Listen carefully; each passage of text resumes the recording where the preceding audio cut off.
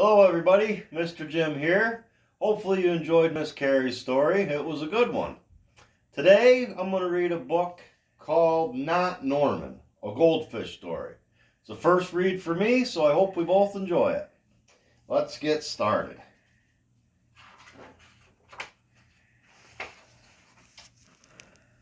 When I got Norman, I didn't want to keep him. I wanted a different kind of pet.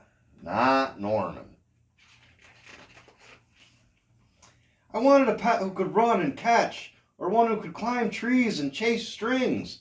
A soft, furry pet to sleep on my bed at night. Not Norman. All Norman does is swim around and around and around and around and around.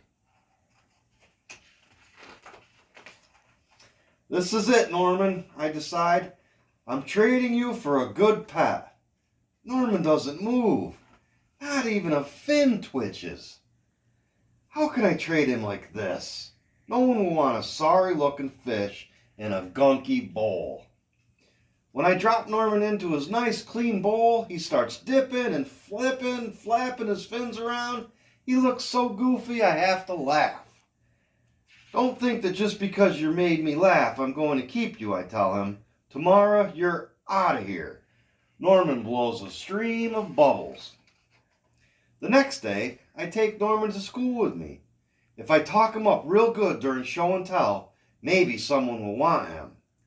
On the way there, we see my friend Austin. Austin has a real cool dog and 7 puppies. Want to swap one of your pups for Norman? I ask. Who's Norman? Asks Austin. My goldfish, I say. By the time I rescue Norman, half his water is gone. I'm sorry, I tell Norman when we get to school. I'm really sorry. He just stares at me all googly-eyed. Finally, it's my turn to show and tell.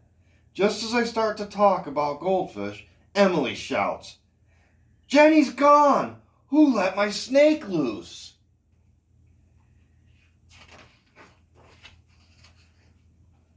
Does anyone hear the story of how I got Norman? Does anyone even ask to hold his bowl? No, they're all jumping and screaming and chasing the snake. Not Norman, he's looking right at me. Thanks for listening, I tell him. That afternoon, we go to my music lesson. As soon as it's over, I'm taking Norman back to the pet store. I take out my tuba and begin to play. Boom, boom, boom, boom, boom, boom, boom, boom, boom. I glance over at Norman. He's swaying back and forth. Glug, glug, glug, glug, glug, he mouths. Look, Norman's singing, I say.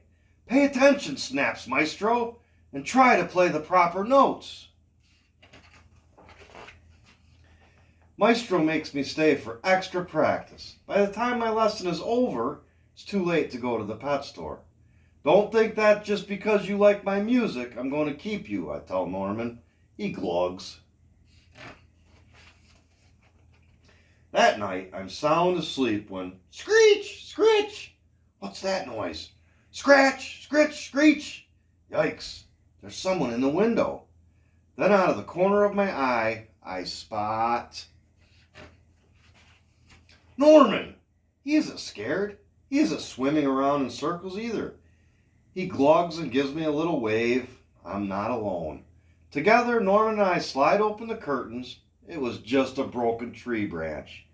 Thanks for watching out for me, Norman.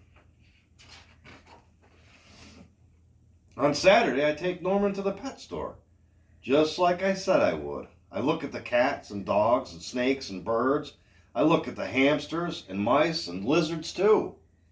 They all look like good pets, but they are not Norman. When I got Norman, I wasn't sure I wanted to keep him. But now, even if I could pick any pet in the whole world, I wouldn't trade him in. Not Norman. Well, that was a good story. I hope you enjoyed. Have a good night.